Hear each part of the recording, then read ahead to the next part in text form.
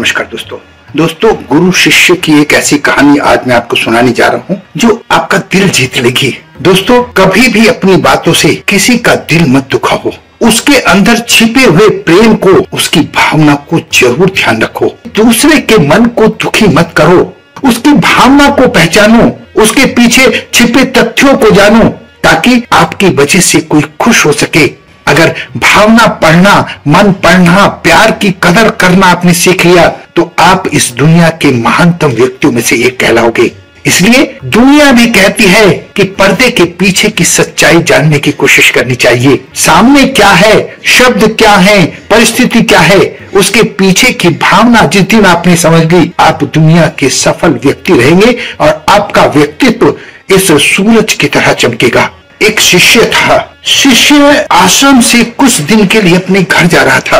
उसने अपने गुरु जी से आज्ञा ली और निकल पड़ा। कुछ दूर चलने पर रास्ते में उसे कुआं मिला। उसे प्यास लगी हुई थी। उसने उस कुएं से अपनी प्यास बुझाई। जब उसने उस कुएं से पानी निकाला तो पानी बहुत मीठा और शीतल था। इससे उसकी आत्मा को तृप्ति मिली। अब उसके मन में अपने गुरु जी के लिए प्रेम आया कि क्यों ना इस शीतल और मीठे जल को अपने गुरु जी को भी पिला दिया जाए।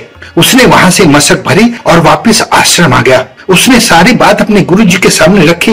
गुरुजी को बहुत अच्छा लगा। गुरुजी ने पानी पिया और उसकी बहुत तारीफ की कि जल तो वास्तव में बहुत मीठा है और इससे मुझे भी संतुष्टि प्राप्त हुई। थोड़ी देर में वो आज्ञा लेकर आश्रम से अपने घर के लिए निकल गया। उसके पश्चात एक दूसरा शिष्य जो आश्रम में था गुरुजी के पास आया। गुरुजी, मेरी भी जल पीने की इच्छा है। जब उसने मशक में से वो जल पिया तो उसने तुरंत उस जल को अपने मुंह से बाहर निकाल दिया और कहने लगा, गुरुजी, ये ना तो शीतल है ना ही अच्छा है। आप इस जल की इतनी तारीफ क्यों कर रहे थे? तब गुरुजी ने बोला, और जो शब्द बोले वो दुनिया के सर्वश्रेष्ठ शब्द थे। उन्होंने कहा, बेटा, मिठास और शीतलता इस जल में नहीं तो क्या हुआ?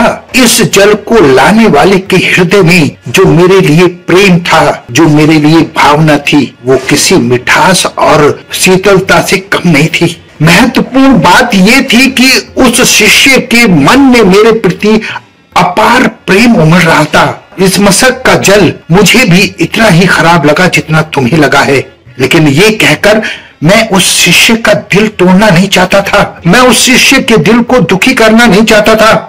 हो सकता है जब मशक में जल भरा गया हो तब बहुत शीतल और मीठा रहा हो और मशक ठीक से साफ ना करने की वजह से उसका स्तर खराब हो गया हो। तुम उस जल को देख रहे हो, उसकी शीतलता को देख रहे हो, उसके मिठास को देख रहे हो, और मैं उस शिष्य के मन के प्रेम को देख रहा हूँ। उस प्रेम की वैल्यू मेरे लिए इस जल से बहुत ज्यादा थी। दोस्तों, ये कहानी हमें ये सीख देती है कि दूसरे के मन को दुखी मत करो, उसकी भावना को पहचानो, उसके पीछे छिपे तथ्यों को जानो, ताकि आपकी वजह से कोई खुश हो सके। अगर भावना पढ़ना, मन पढ़ना, प्यार की कदर करना आपने सीख लिया तो आप इस दुनिया के महानतम व्यक्तियों में से एक कहलाओगे। इसलिए दुनिया भी कहती है कि पर्दे के पीछे की सच्चाई जानने की कोशिश करनी चाहिए। सामने क्या है, शब्द क्या है, परिस्थिति क्या है, उसके पीछे की भावना जिस दिन आपने समझ ली, आप दुनिया के सफल व्यक्ति रहेंगे और आपका व्यक्तित्व इस सूरज की तरह चमकेगा।